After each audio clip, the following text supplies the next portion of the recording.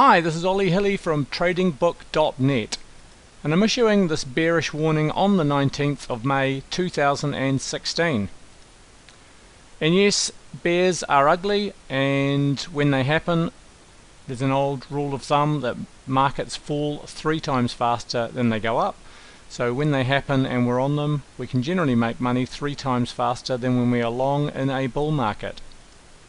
So I'm going to show you a very powerful trading signal that is signaled only 6 times in the last 25 years. And had you traded this signal, you would have made tens of thousands of dollars in every previous signal in the last 25 years.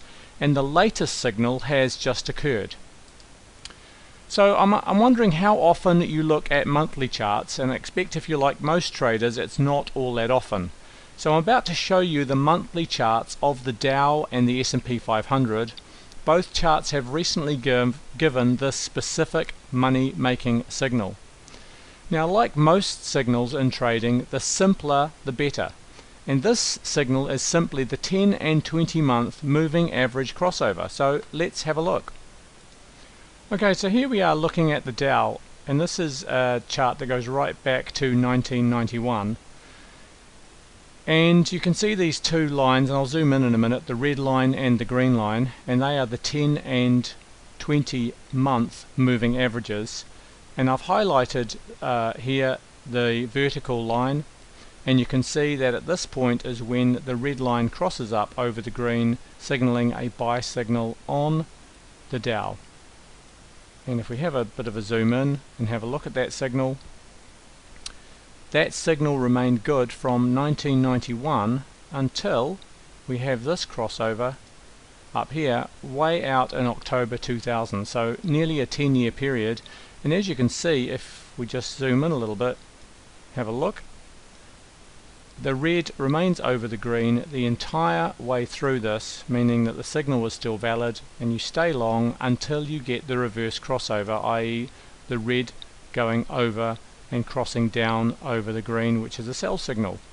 So that sell signal, as I said, came through in October 2000, and that signal stayed good until October 2003, so 3 years. And as you can see, had you bought down here and sold there, you'd have made a ton of money. Had you sold here and bought back there, you'd have made a ton of money.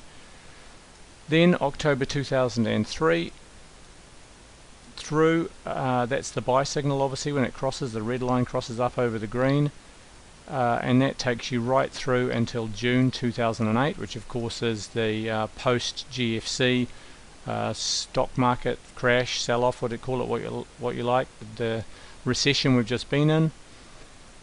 And that signal was good if you'd sold there and bought back down here at the next crossover, which is January 2010. And January 2010 was the last signal that was given until with the latest signal that's just been given. Okay, so had you gone long down there at January 2010, you would have stayed long through this whole period, because as you can see, the red is over the green right through until the sell signal in January 2016, and currently we are still under that sell signal. One thing else I will show you while I'm here. You've probably heard that in times of volatility that often signals a change of direction, and volatility, one way of measuring volatility is the size of the candles. As you can see through here, the size of the candles are relatively small. The average size of those candles is very small compared to the average size of the candles we have had in the last 7 or 8 months. Volatility suggesting a change of direction. Interestingly, we are currently now lower than we were in November 2014. So 18 months later we're lower, even though it looks like we're pretty high. We're at the lower, certainly lower than we have been, or we were rather 18 months ago. So lots of things in this chart making me bearish, apart from the fact that we have this wonderful signal that has been profitable every single time for the last 25 years, and we've got the crossover signal telling us that there's a sell signal. Okay, so that was the Dow. Now we're having a look at the S&P 500. Exactly the same situation. We've got a buy signal here when we've got the crossover, right back here in 1995. In fact, we could go back earlier. Sorry, yeah, we do, right back to 1991. It stays in a buy signal and it touches here. We could go and have a look at exactly what it does down in here, and it does just briefly go under, so there's a slight sell signal there, and then you get back into it again. So this actually would be a very small loss on that trade. So profits all through here, very slight losses. It gives a crossover here, then profitable from 1995 up until the next crossover, which is up here in February 2001. Sell signal all the way down to here, October 2003, where it's a buy signal. The buy signal stays all the way until, actually it's a bit earlier than that, the crossover is about there, April 2008, again GFC, and that stays short all the way through to here, January 2010, and very similar situation here. We got close here but didn't actually cross over, so we had the long trade from January 2010 up until we've got this crossover again in January 2016.